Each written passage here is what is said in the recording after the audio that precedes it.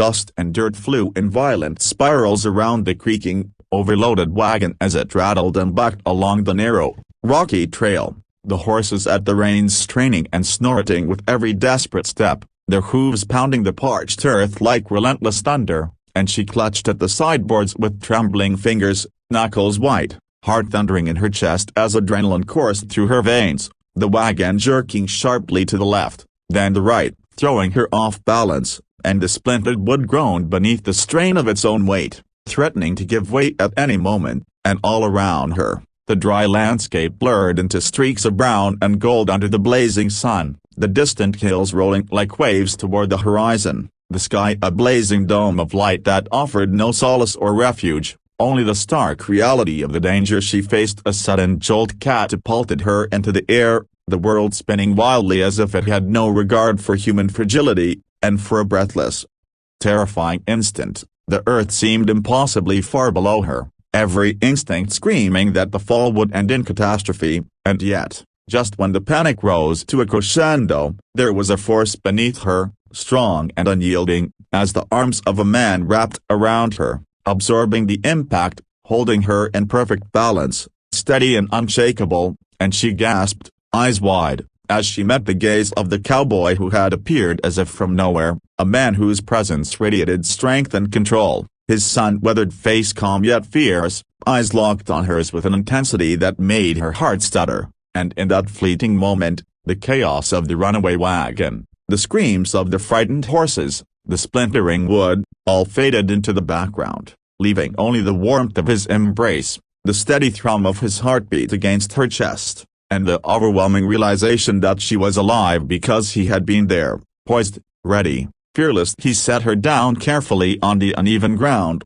brushing dust and sweat from her clothes with hands that were rough yet gentle, lingering a moment longer on her shoulders, grounding her, steadying her trembling frame, and she felt a strange mixture of relief, awe, and something deeper stirring in her chest, a spark of trust and admiration for the man who had risked everything to catch her. And then he glanced back at the wagon, eyes narrowing, scanning the wreckage, calculating the next move, and she realized that he was not just a rescuer but a protector, a sentinel of courage in a world that could turn lethal in the blink of an eye. And as the wagon skidded to a stop a few feet away, wheels splintered, horses snorting and shaking their heads, he approached with a measured, deliberate stride, his presence commanding yet calm, speaking softly to the animals to calm them, his voice a low rumble that seemed to steady the very earth beneath them, and she watched him, her breath still coming in quick, uneven gasps, noticing the fine line of sweat on his brow,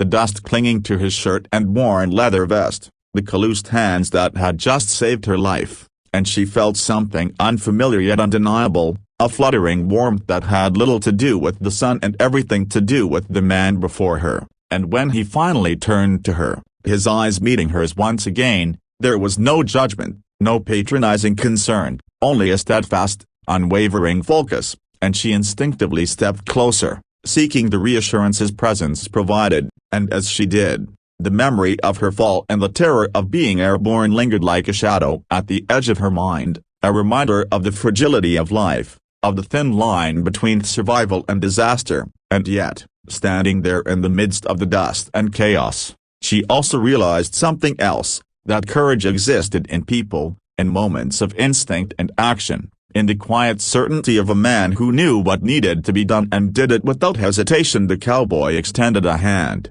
rough, strong, yet steady,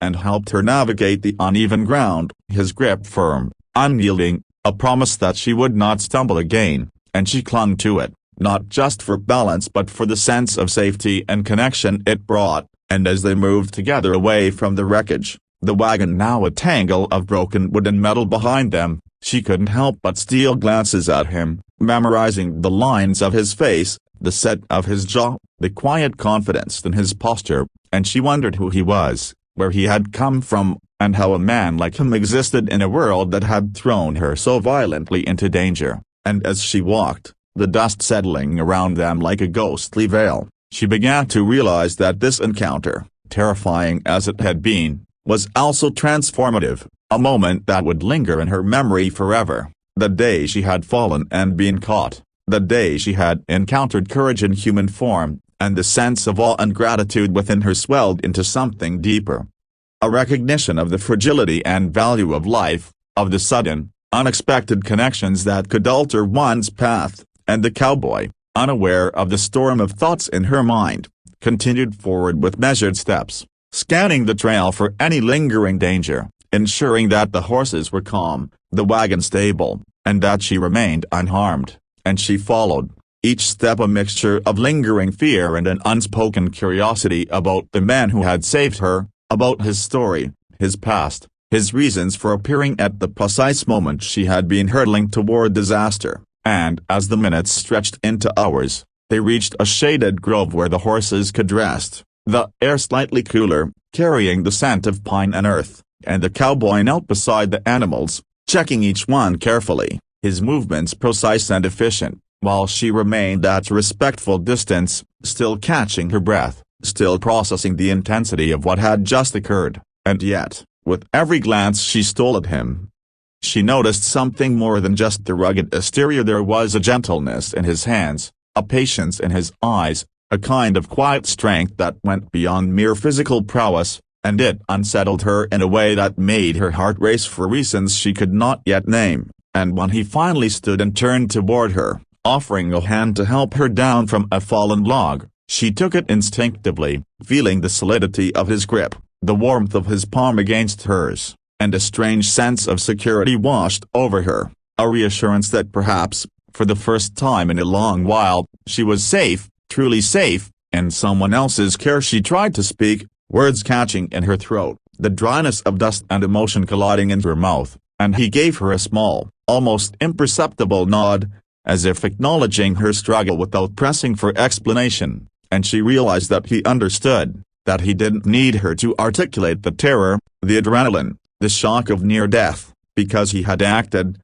had saved her, and that was enough, more than enough, and she found herself wondering if anyone else in the world could move with such precision and courage, such calm in the face of chaos. And as they tended to the horses together, the initial adrenaline giving way to lingering tension and exhaustion, she began to notice the finer details of him, the way his boots were worn, the slight smudge of dirt on his cheek, the careful, almost reverent way he handled each animal, and with each observation, her curiosity about the man grew, mingling with the rising admiration, a sense of connection forged in the crucible of shared danger, and as the sun began to dip toward the horizon, casting the grove in golden light, the shadows stretching long across the trail, she felt an unfamiliar comfort, a feeling that despite the chaos of the day, there was someone she could trust implicitly, someone whose presence promised safety and strength, and though she did not yet know his name, nor the story behind those steadfast eyes, she understood something vital, that life had given her a second chance, that courage existed in human form, and that perhaps, just perhaps, this encounter would mark the beginning of something far greater than mere survival, a bond born of fate, of timing, of the extraordinary courage of a man who had caught her when the world had been about to let her fall, and as they finally led the horses to a clearing where the animals could rest for the night, she felt a profound sense of gratitude mixed with awe, and for the first time in a long while, she allowed herself to relax, to breathe, to feel the warmth of the cowboy's presence as something more than just a lifeline, but a promise that even in a world so often unpredictable, so often cruel, there were those rare individuals whose strength and heart could rewrite the course of a day, a life, a destiny, and she knew, deep down,